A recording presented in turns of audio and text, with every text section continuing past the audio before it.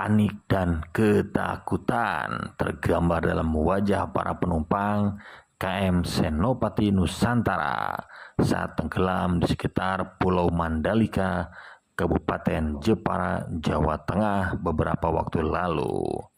Sayang, saat kapal oleng dan miring, para ABK dan petugas kapal tidak memberikan pertolongan yang memadai kepada para penumpang. Kesaksian ini disampaikan Bambang Ratmoko Julianto, seorang penumpang KM Senopati yang selamat, kepada wartawan di rumahnya Sendang Sari, Kecamatan Pengasih, Kabupaten Kulon Progo. Menurut dia, sebelum kapal tenggelam, kapal yang sedang penuh muatan itu oleng dan miring. Para penumpang panik dan berteriak ketakutan. Apalagi saat itu gelombang air laut sangat tinggi. Saat kapal miring dan oleng, para ABK tidak bisa berbuat banyak untuk melakukan penyelamatan. Akibatnya, banyak penumpang yang ada di dek atas maupun yang ada di kamar-kamar berlarian panik, ketakutan. Ini yang disayangkan oleh Ratmoko. Dalam kondisi darurat, seharusnya awak kapal harus bisa memberikan bantuan tindakan penyelamatan secara cepat. Contohnya sekoci yang dinaiki penumpang ternyata tidak dilepas atau tidak diputus talinya sehingga tidak bergerak kemana-mana. Demikian pula dengan jumlah pelampung maupun sekoci yang ada di kanan kiri kapal.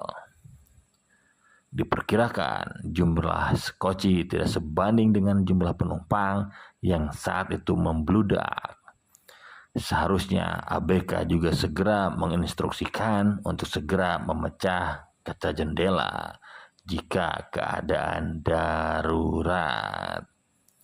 Itu tidak dilakukan. Dan setelah kapal tenggelam, ternyata satu sekoci ditumpangi 30-an orang. Padahal maksimal hanya 15-an orang saja. Dia yang benar-benar kecewa terhadap pelayanan KM Senopati Nusantara. Dia mengatakan saat berangkat dari Pelabuhan Kumai, Kalimantan, ada sekitar 500 penumpang yang naik kapal tersebut. Selain itu, di lambung kapal juga penuh dengan kendaraan truk pengangkut barang tujuan Semarang. Kata Ratmoko, kami tidak tahu jumlah persisnya penumpang, tapi saat berangkat benar-benar penuh. Ratmoko yang pergi ke Kalimantan Tengah untuk mengurus proyek batubara itu terombang-ambing di laut dengan bertahan hidup seadanya. Setelah ditemukan di sekitar perairan Jawa Timur, Ratmoko kemudian dirawat di Rumah Sakit Pelabuhan Surabaya. Setelah kondisinya membaik, dia pun dipulangkan ke desanya.